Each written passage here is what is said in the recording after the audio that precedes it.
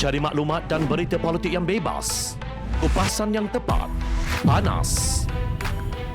Dapatkannya secara eksklusif hanya di Jom Channel. Komitmen kami, pentasan berita Isnin hingga Jumaat.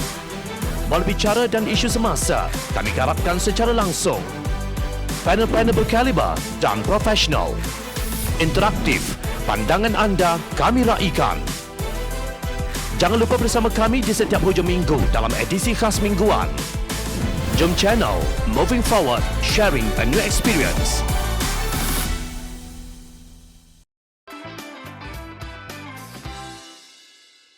Nampaknya yang khianat setia dengan pengkhianatannya.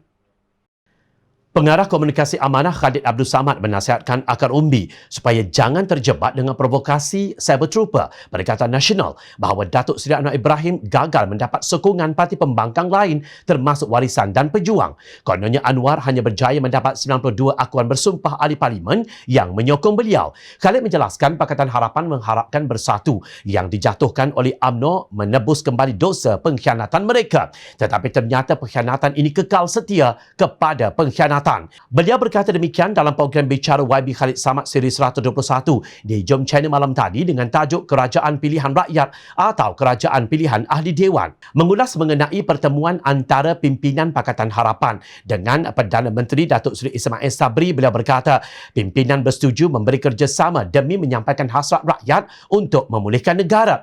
Sikap Ismail Sabri berbeza dengan Tan Sri Mahyadin Yassin yang ternyata gagal.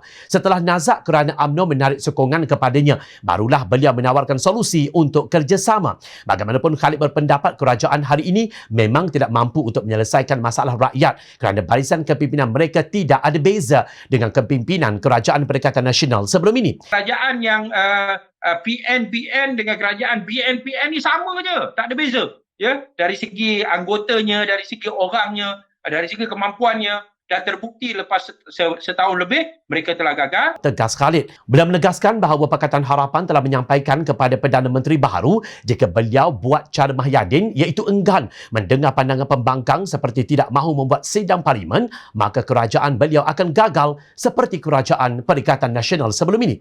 Maknanya kerajaan gagal 1.0 diganti pula dengan kerajaan gagal 2.0, kata beliau. Menurut ahli Parlimen Shah Alam itu, jika Ismail Sabri mempunyai iltizam mahu membantu rakyat, beliau mesti mengambil pendekatan terbuka dan inklusif dengan menjalinkan kerjasama dengan semua pihak termasuk pihak pembangkang. Dia kena mengembalikan persoalan semak imbang dengan menghidupkan institusi parlimen supaya perkembangan dalam parlimen di mana perbincangan bersama pihak kerajaan dan pembangkang mengenai masalah rakyat dapat didengar dan cari jalan penyelesaiannya. Inilah cara politik di negara-negara maju dengan demokrasi yang matang, ada kerjasama, perbahasan dan perbincangan antara kerajaan dan pihak pembangkang, jelas beliau. Kata Khalid lagi, Pakatan Harapan akan menjadi pembangkang bertanggungjawab dan sanggup untuk bekerjasama dengan Ismail Sabri demi rakyat.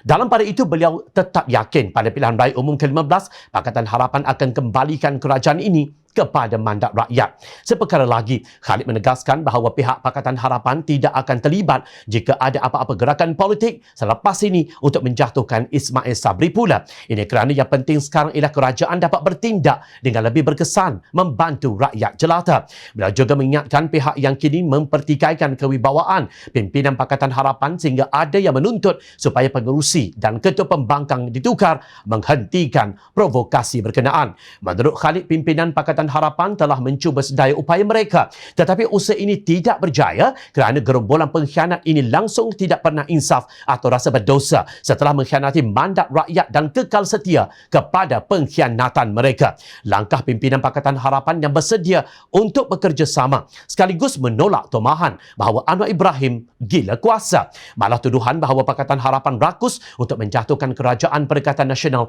kini jatuh ke atas bahu pengkhianat mandat rakyat itu sendiri. Ini amat jelas apabila Mahyadin dan gerombolannya sanggup kembali berpelukan dengan kumpulan yang menjatuhkannya. Malah, seperti kata Timbalan Presiden Bersatu, Datuk Seri Ahmad Faizal Azumu, pihaknya telah menyenaraikan nama ahli-ahli yang sesuai untuk mengisi jawatan di dalam Kabinet Ismail Sabri. Kalau itu bukan gila kuasa, apa lagi namanya?